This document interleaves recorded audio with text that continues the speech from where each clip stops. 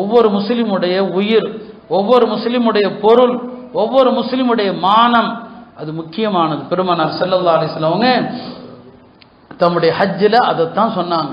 இந்த நாளை போல, இந்த மாதத்தை போல, இந்த மக்கமா நகரத்தை போல முஸ்லிம்களுடைய உயிர், பொருள், மானம் கண்ணியமானது. எந்த முஸ்லிமையும் எந்த இடத்துலையும் இழிவாக, குறைவாக, துச்சமாக பேசிட்டீங்க, முடிஞ்சு போச்சு. முஸ்லிம்களுடைய உயிர் யார் அல்லாஹ் பாதுகாக்கணும். ஒரு முஸ்லிமை கொலை செய்யறது பெரிய பாவம்.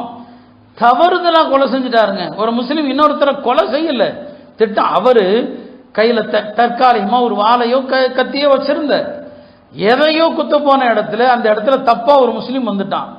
இவனுக்கும் இந்த கொலைக்கும் சம்பந்தமே இல்லை, தப்பா தான் கொலை நடந்திருக்கு.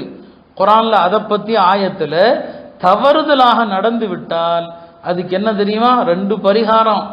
ஒன்று 2 மாசம் தொடர்ந்து நோன்பு வைக்கணும், 2 மாசம் நோன்பு வைக்கணும். இரண்டாவது 100 ஒட்டகங்கள் கொல்லப்பட்டவனுடைய வாரிசுகளுக்கு கொடுக்கணும். இது எதுக்குங்க? தப்பா நடந்துருச்சு. இவர் அவரை குத்தணும்னு நினைக்கவே இல்லை. மார்க்க ஒரு முஸ்லிமுடைய உயிரை அவ்வளவு புனிதமா பார்க்குது. ஒரு முஸ்லிமனை தவறுதலாக கொல்லக்கூடிய நோக்கமே இல்லை. அப்படி நீ கொலை செஞ்சிட்டாலும் நீ அதற்கு 2 மாசம் தொடர்ந்து நோன்பு வைக்கணும். 100 ஒட்டகங்கள் இன்னைக்கு கோடிக்கணக்கில் மதிப்பு.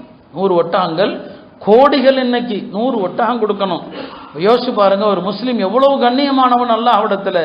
எனவே நாம பேணுங்க. யாரை பத்தியும் எந்த மனுஷனை பத்தியும் பேசாமல் இருந்து விட்டாலே நீங்கள் வெற்றி பெற்று விடுவீர்கள். இந்த நாவை கட்டுப்படுத்திட்டோம், நாம வெற்றியாளர்கள். அப்ப அதுல இம்சாக்கு தேவை.